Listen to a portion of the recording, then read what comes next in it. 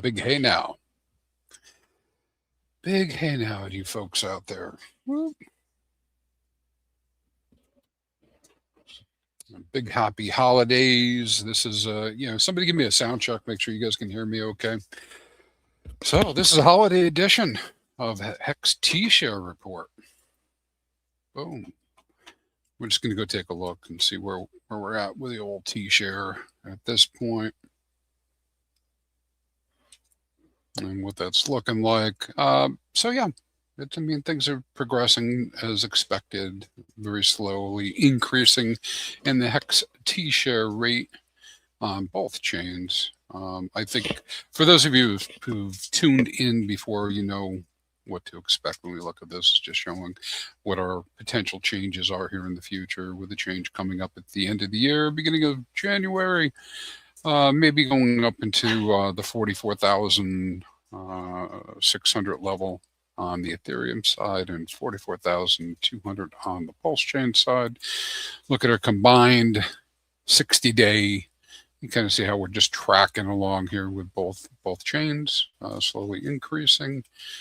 These flat spots that are out here in the future as we go into February and March really are just a reflection of new stakes have not been made yet that will change the T-Share rate day to day, but they will. They'll get made. And then what we'll end up with is, if you look in the past here, going into December, you can see how we have periods of, tiny changes upwards, up and to the right, up and to the right, a little bit of flat, a little bit of sideways action for some of the changes over time. That's pretty normal to expect that to happen with the T-Share rate. And if we go take a look at which one did I want to pull up? I guess I have to pull a different one up here in a minute. You can just see that the T-Share rate will go up and to the right. So that's kind of what I'm after. We go out 90 days, things start getting a little spicy. We're out about 90 days from now. We may see a flippening of the share rate. This is kind of interesting. We haven't seen this kind of action before, where the share rate on Pulse chain may, a big maybe, may go higher than the share rate on Ethereum. That's going to happen, or would potentially happen, right around the time that the OA could end stake their yearly ladder rung. But we don't know that the OA will do that, so we'll have to see. And I don't believe this change is happening because the OA staking is just happening around the same time. And then if we go out to 120 days, we see it cross back over. So potentially in April, it might cross back over and ETH will get back on top. That's the first time I've really seen that in the past, all this time that we've been watching. Haven't seen that before. So it's just all brand new in that way. I've been talking a lot about HEX, of course, lately. And for those who don't know about HEX, we have this immutable contract that's out there that pays rewards for quote unquote HEX mining or HEX staking in the form of HEX. So it's HEX on HEX yield. And I did title this particular stream talking about the native HEX staking because I think things may have changed for some of us in how we feel about how long to lock up and how much and how to lock up HEX. But the basics are still the same as far as the product use case, right, that's out there. And so, the whole reason that the narrative was created was really to kind of have this truth engine put in place. So what's a truth engine? Truth engine being the HEX contract, right? You're able to put this HEX contract in place. It's immutable, can't be changed. The only people that operate it are the people that actually participate with it, right? And because they're operating, the contract they're making, they're pushing the buttons and making all the things move, It acts as a truth engine. Well, what do you mean by truth engine? Well, if I make a commitment, a user makes a commitment and they stake HEX for X number of days, they're making a commitment that they're going to leave that HEX locked up for that period of time, and that they will end their stake within a reasonable amount of time afterwards, a 2-week window. And that is the truth engine. So what is it? What does it do? Where did this come from? I mean, well, it was all coming from the basis of this idea of not being able to lose your asset in terms of units, right? That's where it came from. It came from this idea that typically trading results in a loss of assets, because people undoubtedly, almost, not always, but a lot of the times, they're selling things. They're taking actions at exactly the wrong time, not the right time, right? And by having longer time horizons, going out years into the future, you're delaying gratification, and at the same time, the truth engine is locking. The HEX is locked up in that HEX contract, which prevents people from doing things to themselves, right? Except in the extreme case where they want to merge the unstake. And then as long as the users fulfill their commitment, they earn additional HEX in the form of rewards. And if they end early, they pay a penalty. And if they end late, they pay a penalty. And all you can find on hex.com exactly how that works, and and more specifics about it. But that's the product use case. And so for people who were coming out of 2017, 2018, that got really beat up over what happened with the altcoins at that time, and the trading that was going on, and yes, even the leverage that was out there. This was a brand new approach. It was a brand new approach, right? To delaying gratification, locking up into the future, and protecting yourself from yourself. Now, I guess I would say the jury is still out as to whether this was the most successful, best thing ever, or where it all had with price, at least in terms of USD prices. But in terms of HEX, it's working perfectly. It does exactly what it said it does. Contracts working perfectly that way. People are able to stake, they're able to unstake, they're able to collect their yield, and very long term, they can collect as much HEX as they'd like to accumulate. And then, of course, the big argument against the HEX staking, etc., is that you don't have the optionality, to do something that you would do with liquid assets or liquid tokens. So there's a little bit of pushback on that idea, which is pretty formidable when prices are low, right? Yeah, and J-Tub, I was talking about 2017 and 18 at first, but we fast forward now, and then maybe perhaps there is a change that people need to be taking into consideration. I don't know. I know I've talked about it a lot. I've shifted. I mean, I still support people wanting to do native staking. The idea of doing native HEX staking and just being like 100% committed to how the contract works, right? And of course, that's an individual choice. People get to choose that. I don't choose it for them; they choose it, right? So they choose what they're going to do, and I do fully support the idea behind that. But I've softened my position quite a bit on the idea that HSIs are also a way to go, but there's a trade-off, right?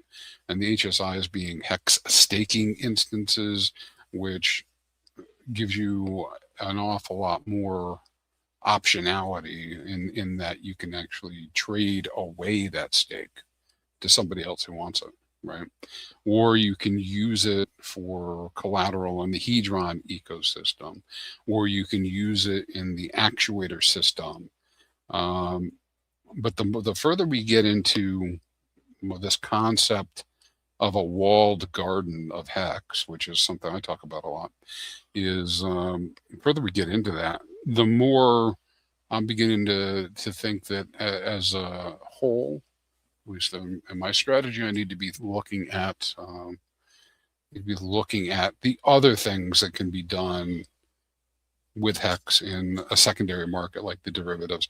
And then usually this is about the time somebody will pop up with Maxi being one, Deci, the whole Maximus DAO suite of items that are out there. We've got the Hedron,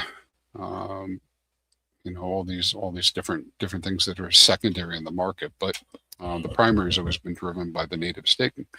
But as we'll see in a moment, we're not seeing new stake adoption. Well, certainly not at the levels we saw way in the past, right? So let's go look at that. You can see our share rate going up and to the right. I know I've been jabbering here. Look at our models going into the future. None of this has really changed week over week. These numbers, these are more like, of course, they're guesses. Anyways, they're forecasts, so they're not going to be correct, but they're not going to change a lot either. Because in order to change significantly, people have to either significantly stake HEX or significantly unstake HEX.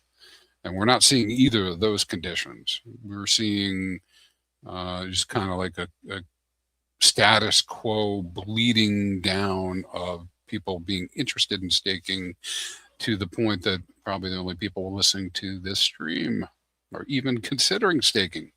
It's a subset of HEX and HEX trading at this point. And you can see it on the charts. I don't know, people don't seem necessarily to be winning, but they're definitely trying to trade it. Maybe some are winning. I don't know. I'm not tracking everybody. Don't track very many of them at all. But some people are doing that. And then what we're seeing is, and this is where we talk about this on this stream quite a bit.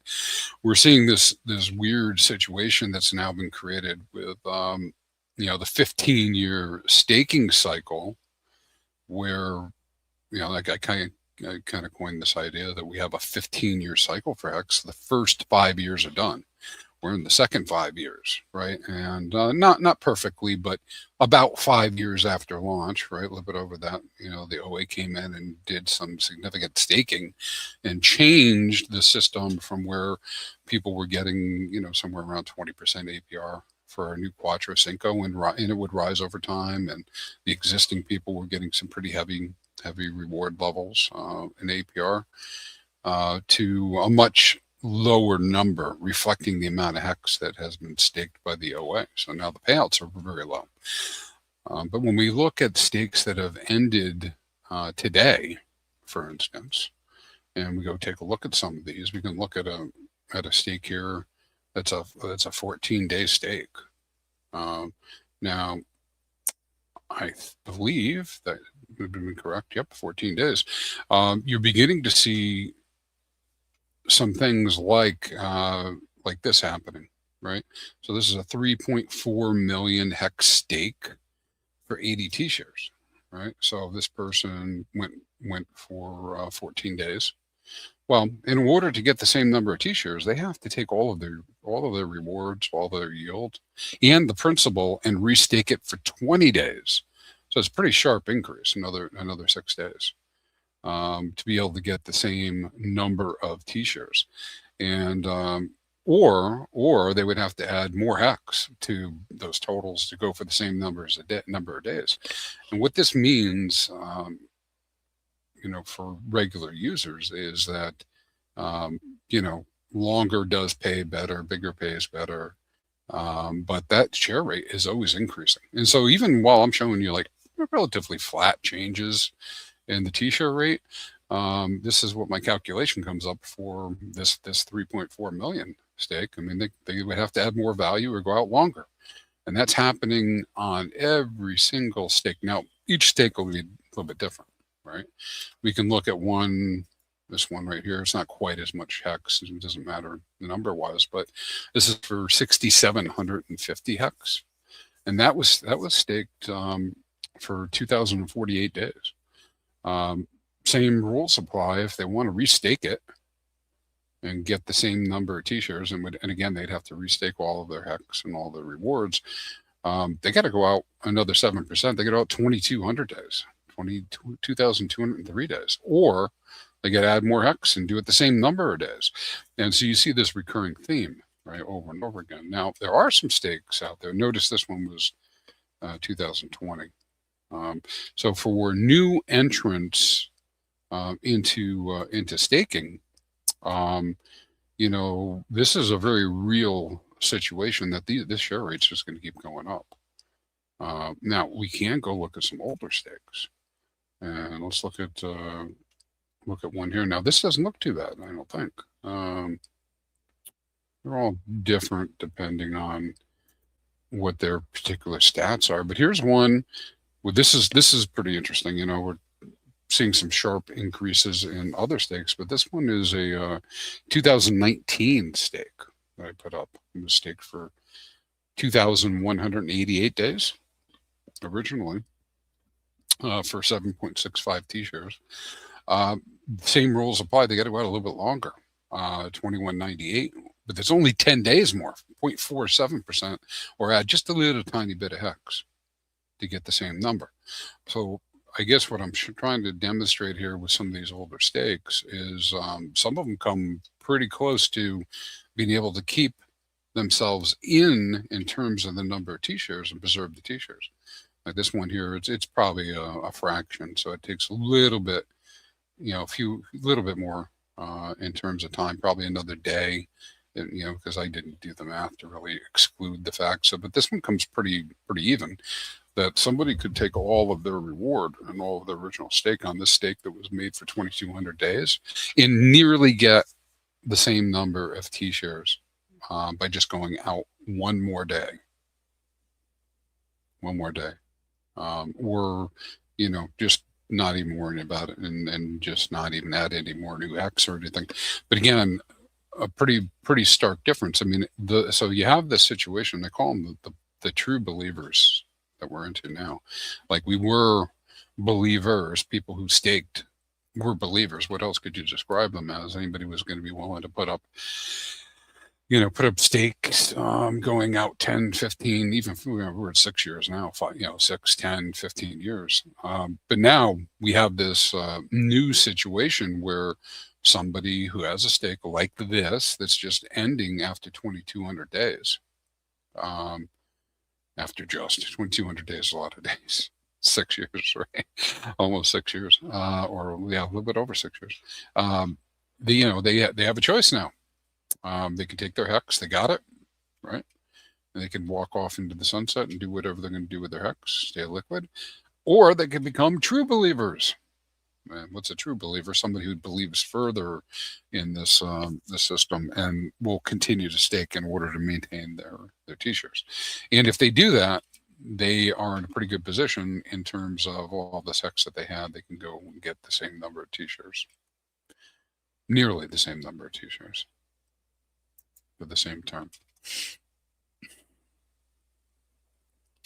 Yeah, Jay, so I have no glasses on right now. Let's see, what do we got here? As of right now, do you think we should just market Pulse Chain as a new layer 1 and forget HEX because HEX is going to go up no matter what? There's a hard law. Yeah, Eddie, that's a possibility. People think of it that way. Let me think about this, how I want to say this. I do, obviously, I believe, maybe it's not obvious, so I'll just stop with that. I do believe that for HEX on Pulse Chain to be successful, Pulse Chain needs to be successful. I do believe that more people are interested in the chain itself than HEX. And so the way I look at it is Pulse Chain is a subset of crypto. HEX on Pulse Chain is a subset of Pulse Chain or Pulse. And staking HEX is an even more refined version. Now, I'm interested in HEX, obviously, because I'm talking about it and have been talking about it. I think I'll continue to talk about it. So that's my viewpoint, right? That's what I'm looking at. And then beyond, the HEX staking, you have things like the actuator protocol, the derivatives, and that's a subset of the HEX. So we're pretty deep down the rabbit hole. I think for the Pulse Chain itself, yeah, definitely probably marketing pulse chain makes the most sense. But for my interests and what I'm interested in HEX, but I recognize that it is a walled garden, right? It's a walled garden. And what do I mean by that? It's fictional idea, just my idea that, hey, listen, yeah, it's going to be hard. It's really hard to, try to convince people monetarily that it makes sense to go into HEX. And if you don't believe me, go look at the amount of people that are staking long, right? They're not doing it. Okay. So it's not happening. So what does that mean to me? That means to me that in the game of HEX, that's opportunity. That's opportunity. And yes, you know, my own speculation and my own risk and reward, yada yada, going into the future. But I'll have X anyways, right? So it's this big opportunity that way. But yeah, I think you are right. When I look at the charts, you see this is just anecdotal, observation. Pulse moves, pulse X moves, pulse moves, hex moves, pulse moves, ink moves. The charts nearly paint themselves to be the same. The only, and then that's what Richard was talking about in his last video too. The only difference is if there's some big wig with a whole bunch of one of those tokens, and they make a change, either buying or selling, well, then the shape changes. But otherwise, they almost are identical charts. But yeah. Anyways, I do have this idea about the HEX staking being an opportunity long term, but it is what it is, right? It's 4%. I'm going to say 4% because it's kind of like a rounded off number. I can stake Quattro Cinco all day long, right? And it's 4% right now. APR. Will that potentially rise over time? Yeah, I mean it should gravitate upwards, but I don't think that it can come down very much. It could periodically come down. I don't think it can come down very much. I mean, what would have to happen is that somebody with lots of HEX would have to create lots of T-shares, and that would require them to stake for very long periods of time. And so what we're talking about is, like, I don't know if there's people out there like this that have billions of HEX in their own wallet. They can come in and maybe change things and make it go down. But it would be a one-time thing. There's just not a lot out there. The OA's already made its move. I suppose the OA could affect the payouts and make them go down a little bit by ending stake and then restaking Quattro Cinco. So effectively getting, 4 or 5 times more. Well, I guess it would be 4 or 5 more, but, potentially getting, twice as many T-shares. So that could possibly happen. But I don't know the likelihood of that. In the past, we haven't seen the OA do ending stakes and all that type of stuff. So, all right, Mr. DJ Cryptomatic, thank you for everything you do, Mr. DJ Cryptomatic. And hey, thanks for everybody joining the stream anyways. I mean, this is our ode to HEX. Let's see. Let's go look at our 27 model and how this looks. So I'm kind of guessing here, DJ. I was looking for that 45,000 too, because I was excited about that. Big changes are fun, but it's really not necessary that we have like significant change in one day. But it looks like end of March, potentially we go back to that 45 level again on either Ethereum or Pulse Chain. That will get up to that level.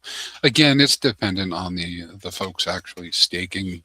Who've done the staking actually ending those stakes to run the routine. But if it doesn't happen, it'll just happen later, because we will just see the continual up and to the right motion. This end of this year, which is only 3 days. This 43,000, almost 44,000 level looks good. I'm going to guess by the end of next year we'll be at the 49,000, 50,000 both chains. Year after that, 54,000.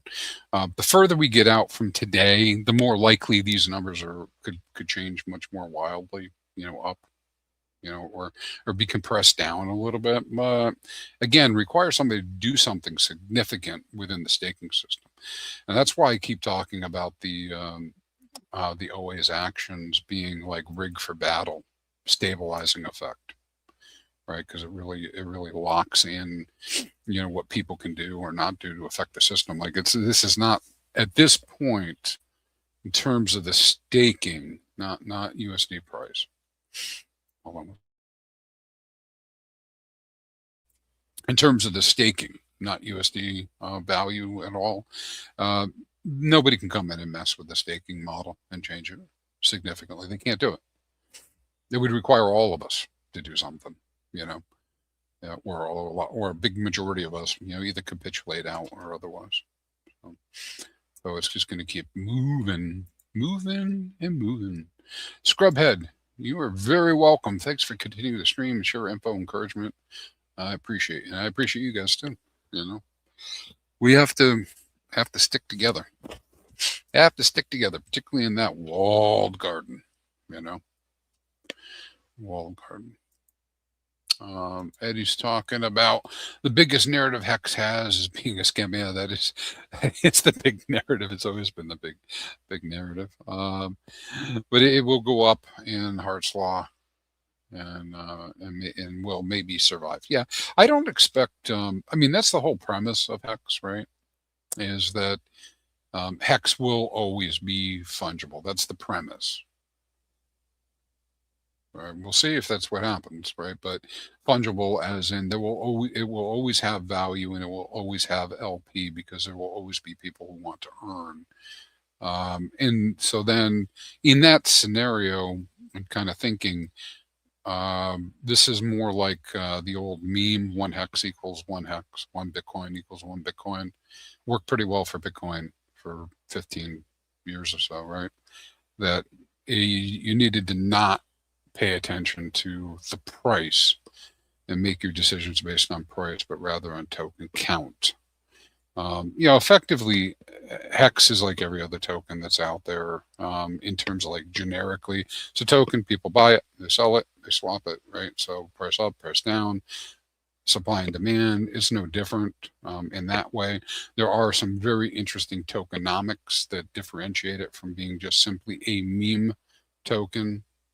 And of course, that's the whole staking mechanism where I can earn more Hex over time through the staking. With the idea that perhaps over a long period of time, USD value goes up as well. And that's what this is all part of it, right? I mean, what other system can you go look and see where the supply is going to be coming out, and what people are actually doing with it. Now we go take a look at the drawdowns, what we see, day over day. And again, this gets towards that premise of the walled garden that I mentioned. On the Ethereum side, we've definitely seen some drop off during the holidays. We had nearly 100,000 T-shares and only 38,000 in the last 30 days get created. So we see a drawdown, something like 60% of the T-shares not being restaked. Pulse chain is always doing a little bit better because it's just it's where Hex is living right now for the most part, is on the Pulse chain side. A little bit more life on that, primarily due to fees and value and people not being able to split their attention between different chains. But that's only about 35% down when we look at the last 30 days, and then when we project that out into what's expiring in the next 30 days, perhaps we'll lose another 200,000 or so T-shares on the Ethereum side and 140,000 on the Pulse chain side. Ben Sierra has been doing some good work out there, looking at more inflows and outflows of Hex and staking. And so what I can take back from that is what we are seeing is that there's staking taking place. But what's happening is that staking is not necessarily for long periods of time. It's shorter periods of time. So people are using it to generate yield and rewards. If we take a look at our T-share count and bring it out into this year, you can see that it's just ticking downwards. This is to be expected as we go down to the right. in terms of the number of T-shares. Meanwhile, we are seeing some staking taking place. This has been a pretty good month for Quattro Cincos on PHEX, for instance. About 1,600 T-shares created, Quattro Cinco roughly. Ethereum, not so many. I don't have that one up here, do I? We go look at our PHEX going into the future. You can see the OA influence in this entire chart all the way to 2041. Again, a glaring difference, glaring hole. Will it be filled? I don't know. Glaring though, that we go from 16 million-ish T-shares, which are primarily almost all in 2040, 41 or 2040, almost all OA shares, right? Almost all are OA shares. And then those end, and then as we end out 2040, there's very few T-shares afterwards, very few. And that's a reflection of people not staking long out there, to the point that I don't know if this will hover. I have it on a different chart. We'll look at the numbers and see what they are, but you can just see it dropping off. So I see this as, if you want to play the game of HEX, you're going to be around for 15 years. I see this as being an opportunity way out there. And the way that ends up looking when we look into 2040, these are monthly expirations. Okay, so these are monthly expirations. You see this expiration in 2040 in April, where that 16 million comes out. Well, then month over month, we've got less than 2,000, all except for November in 2040, that are expiring each month. And so these users who have set up these stakes out there, these T-shares, they are going to be receiving all the rewards, at least as it stands today, unless somebody comes and changes it by doing a lot more staking. But we're just not, we're just not seeing the level of staking that we would have had before. And again, kind of like this walled garden concept, right? That people, people are just not willing to do the lockup in general, right? It's not the super popular thing. Well, what's interesting about that is that does open up opportunity for other people, right? So meaning people who do want to stake, they can get more HEX, by doing the stake. We're looking at big smoke. If HEX takes off, or when it takes off, will it cause major impermanent loss in the HTT pools? Temporary, yeah. I mean, that's possible. Temporary. So people who don't know, HTT stands for HEX Time Token, which is one of the derivatives out there. It's part of the actuator ecosystem, and so you can create HTTs which represent HEX that is going to be redeemed on a certain day in the future. And so we've got some testing. Some people are doing some testing now going on with putting LP up between an HTT and HEX. But here's the thing: on redemption day, both sides are HEX, right? All right. So what does that mean? So we have well, let's talk about the 7777s, right? So a couple days from now, people will be able to do a Quattro Cinco stake, and it will match up exactly to being ending on HEX day 7777, right? So question is, if you put that in LP against HEX, is that a problem? Is that impermanent loss? Will you see impermanent loss? Well, prior to redemption, you have these pools out there where you'll see volume, however much, between, the HTT and HEX back and forth. And so it accrues fees, so naturally gets a little fatter over time, but it's very nominal. I mean, it's going to be in the 1% to 2% range in terms of volume, right? Because it's, based on HEX volumes. You're not going to see a lot of draw across those pairs, but you'll see a little bit. So 1% to 2%. So it's going to grow a little bit. So what happens if HEX goes way up in price, but demand doesn't change, right? Well, if there's no trading going on, there's literally no impermanent loss, right? Because HTTs are their primary liquidity is HEX, so HEX goes up 10%, HTTs go up 10%, right? Hart's law in terms of dollars, right? But where impermanent loss can come in is when either there's other pools out there that drag the relationship down a little bit or push it up a little bit, and so then you have mispricings that take place between the pair, or a user says, hey, you know what, I really want to take my HSI, mint this HTT and sell it, right? People might do that, right? Because they can't sell the HEX inside the HSI, and they can't sell the HSI necessarily unless they find somebody. So yeah, so you have the potential that HEX goes way up in value and you lose the HEX that you have in a position versus an HTT.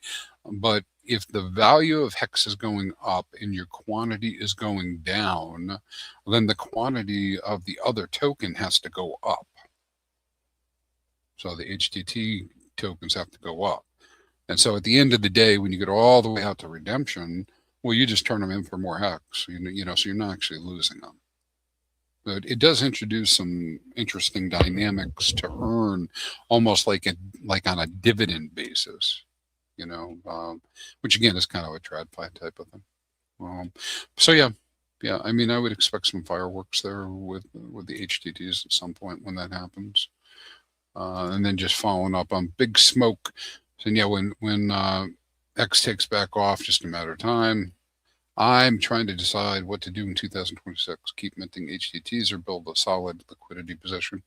Yeah, well, I actually, there's some things you can do with both, right? To kind of tie them together. So I don't think they're mutually exclusive opportunities. And again, I think you might know this from the chat over there. I mean, the actuator community is relatively small, right? It's a subset of HEX staking, right? So it's relatively small, and but I think it has big opportunity for the future. I think it could be one of the major drivers for HEX staking as we go into the future. But it comes with risk. I was talking about the native staking, and I said, what do I mean by risk? So let me do that. There's very little risk in terms of protocol, right? Immutable contracts, audited, etc., based on HEX, right? So that's not what I mean that way. And I think it has very limited risk in terms of LP providing and value, right? So I think we have that risk. I think the risk is people, right? One of the, for very emotional people, which apparently a lot of us are very emotional, right? Particularly for emotional people, you typically make really bad decisions and do things at exactly the wrong time, right? And that's usually, using the word usually a lot, but it has to do with, this whole trading idea, trading in and out, right? If trading was so extremely profitable for everybody and there was only winners, I guess we'd all be winners, wouldn't we? But it doesn't turn out that way, right? And so what ends up happening is you get a lot of people that make bad decisions. So the HEX truth engine of native staking, right? And once you set that stake, yeah, you can pull the plug in emergency end stake, but that's only one action. That's the only one action you can do, right? You could destroy your stakes by doing emergency end stake, right? When you open up the door to optionality, which in theory makes a lot of sense, right? Do an HSI instead. Now I can move the stake around. I can give it away. I could swap it to somebody if they have a market, an NFT market. I could borrow against it. I could do X, Y, and Z with it. Well, now I have all these things I can do to do damage to myself. And so that's what I mean by risk. But I think but at this point, I think that, that narrative is not dead. A native hex staking narrative is not dead. A lot of people who are listening to this, that's what they're doing, right? It's not dead, but it's not popular at the same time. And, so I think there you are seeing some people move on to, change their kind of like viewpoint on things. All right. Let's see. You guys drop any questions out there? Let's see if I get to them. Just wanted to look at one other thing talking about this staking. All right, so we did talk about the staking and how there's this opportunity out there in the future. Not very many people partaking, right? Well, let's go look at the payout per T-share. Here's the payout per T-share versus the count, and how that's going to come down. Now this, pretty busy in the front end here, but I want to go to this guy here. All right, so this is showing our payout per T-share and how it's expected, again forecasted, to go up from around 1.5-ish, 1.6-ish to after that final OA stake to 3.38 potentially, right?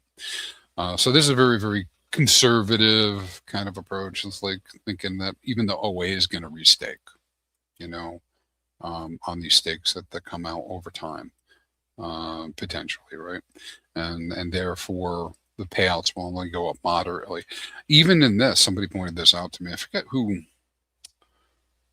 if it was one of the actuator dudes, maybe Mecha Boxy or somebody else who was talking about it. It was actually a different guy, but I don't remember the name of the person who did that offhand right now. But mentioned that in their calculations, when they actually calculate this type of activity, stakes that are getting made today, like 75% of if it was a Quattro Cinco, like 75% of their rewards are going to happen in like the last 25% of the time served. Right, so they're doing the calculation even without this big windfall portion over here. You can just see the curves going up. I mean, you're making roughly 40-50% less in the early days than you do in the later days. So these longer stakes are going to really start accruing more and more hex as time goes by, right? Doesn't seem like a lot, but 0.6 roughly ish or so more hex per day per T-share is a lot. That's a lot in the system. And so I think, again, there are people who are looking at that and they're like, well, I'm going to make this big risk reward, decision to stake and create a ladder and get exposure out there, because maybe I'm going to be one of the only, the 500, 600 people for a while that have exposure out there, and they're going to take that risk reward and get exposure to it. So I guess it's just another set of games to watch and see how people actually react to all this. Let's look at what it looks like right now going out in 2041. This is what I'm saying. There's just so few T-shirts being made out Quattro Cinco that I'm celebrating every one of them that gets made. And we got 336 T-shirts in 2041. I think that's no, that's not 336. To be a Poseidon, you only need 10%. So there's about 3,300 T-shirts or so out in 2041 right now. So it doesn't take much to be a Poseidon. I mean, my God, Dolphin, which is a level to watch always, 0.34 T-shirts. I mean, we said T-share is just round it up and just say 43,000 right now. So if you had 43,000 hex, that gets you 3 T-shares out in 2041 right now.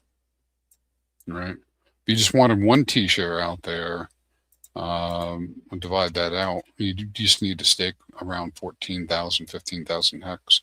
Get a whole T-share. You know, that puts you at solid dolphin level. That's how far we've come down this road of what I'm calling the walled garden. The walled garden. Um, uh, of hex staking. All right, what else we got?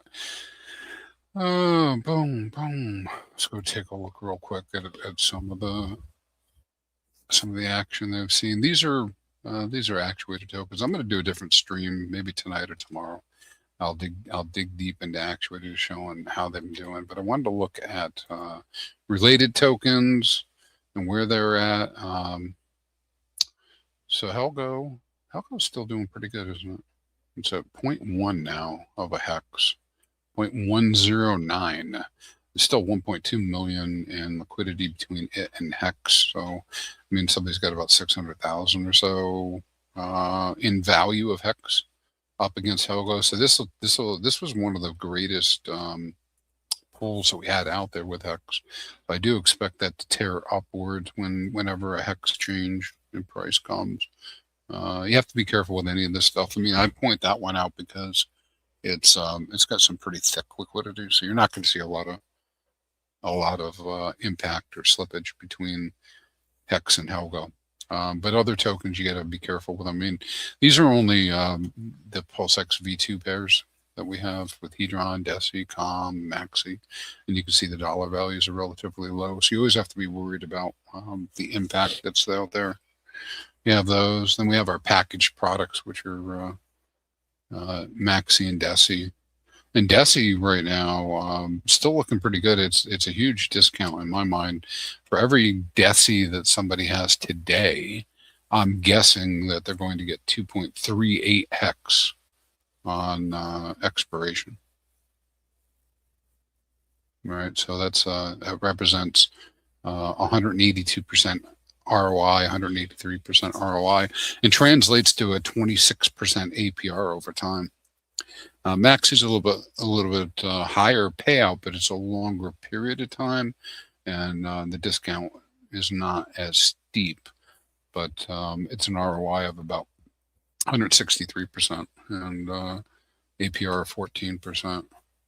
And again, if you're listening to my stream right now, you might fall in one of two camps. You know, you might be in the camp where you're like, dude, you're talking about stuff that's going to happen in 10 years, 15 years. Well, I guess in Deci's case, 7 years. Why would I even care about this now? Right. And then, and again, walled garden, right? Like there's going to be a lot of people barrier to entry. They're not going to be interested now in making these long-term plans or thoughts, for sure. Right. And then you have the other group of people like, oh, wow, you mean, I could just be accumulating this stuff and over time cheaper and get a whole bunch more hex later. Yeah. But you have to believe in hex, right? Long term. And having more units of hex will be good for you.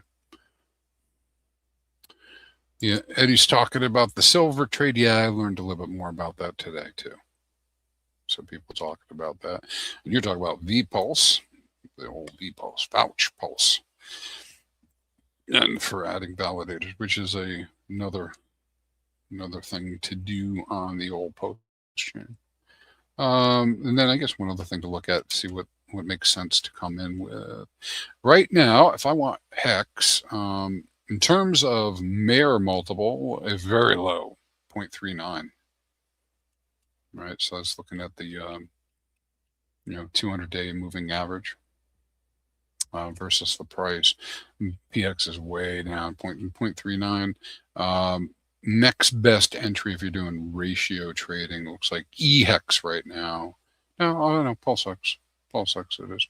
So PulseX into PHEX makes the most sense if somebody's interested in a swap and they're trying to do some sort of ratio trading. These are just these kind of dense numbers, but that's what I'm seeing. So I'm going to track these. The best buy out of all of them from not from an advice perspective, but from just the numbers. PCOM's the lowest at 0.21. And then Helco's pretty low, 0.34 too for DAI. Yep. So there's definitely lots going on in the ecosystem. People continue to do what they're doing. I'm going to take a look here, and I guess that's about it for this stream. Let's go take a look and see one last time. What do we got? All right, so we talked about our staking, average staking lengths, what we've been seeing for open stakes. They're still up there, that 9-year range. Don't expect that to change much ever. Might come down a little bit, but not really change. Why? Because what we're looking at here are stakes that have been made, and they're still open, and the inherently open stakes are longer stakes. But the average length, which is one to look at, is 3.9 years on HEX and 3.6 years on the Pulse chain. And this is the average of stakes made, created, not stakes that are still open. So it's just looking at what were people doing in that time frame. So we do have some good staking taking place, numbers for short term,